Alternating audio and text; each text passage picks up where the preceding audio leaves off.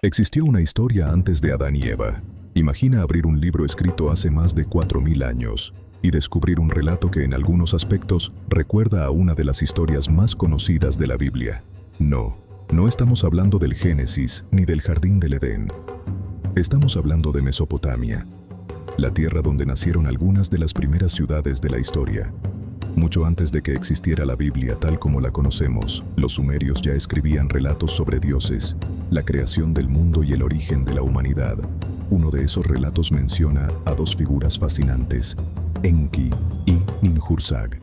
Es posible que algunas ideas presentes en distintos textos antiguos compartan un origen cultural, o simplemente estamos viendo coincidencias entre civilizaciones separadas por siglos.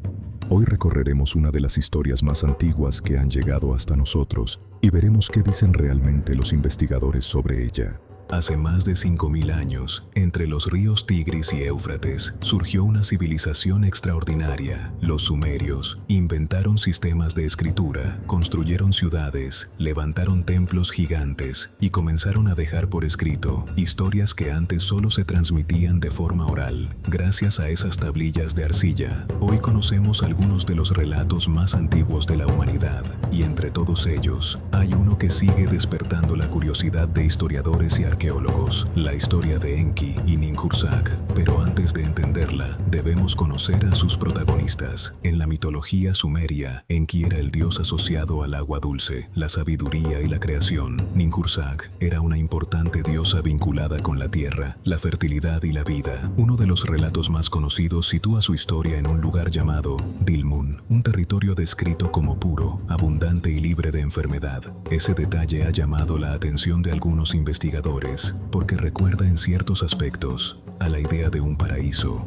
Sin embargo, las historias no son idénticas. Cada una pertenece a una tradición diferente y tiene su propio significado. Aún así, resulta fascinante observar cómo distintas civilizaciones imaginaron lugares perfectos donde la humanidad convivía con lo divino, y esa no es la única similitud que suele despertar preguntas. En uno de los pasajes del relato, Enki consume plantas sagradas y posteriormente enferma. Para curarlo, Ninhursag crea varias deidades asociadas con distintas partes de su cuerpo. Entre ellas aparece una figura relacionada con una costilla. Ese detalle ha llevado a algunos estudiosos a comparar este pasaje con el relato bíblico de Eva, aunque no existe consenso en que una historia derive directamente de la otra, más que respuestas definitivas. Lo que encontramos son preguntas fascinantes sobre cómo las culturas antiguas compartían ideas, símbolos y formas de explicar el mundo. Y quizá ese sea el verdadero valor de estas historias, no demostrar quién fue primero, sino comprender cómo nació la imaginación humana.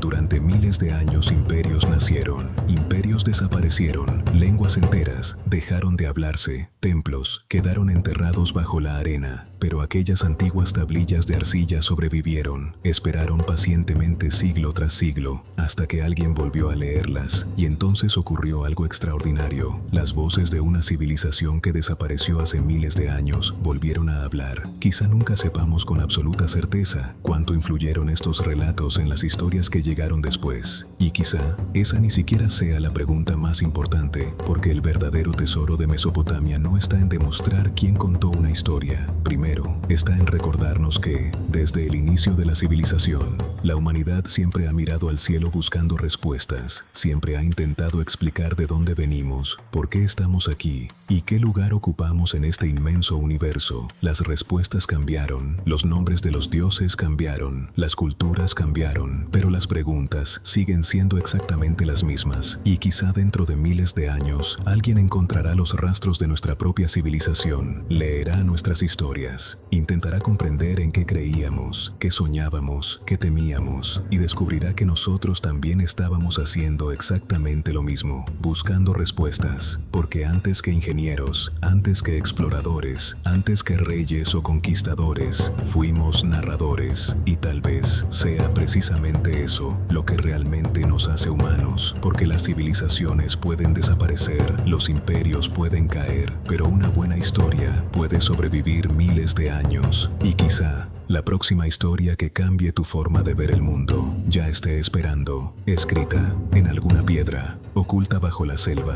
o enterrada bajo la arena. Solo necesita que alguien vuelva a descubrirla.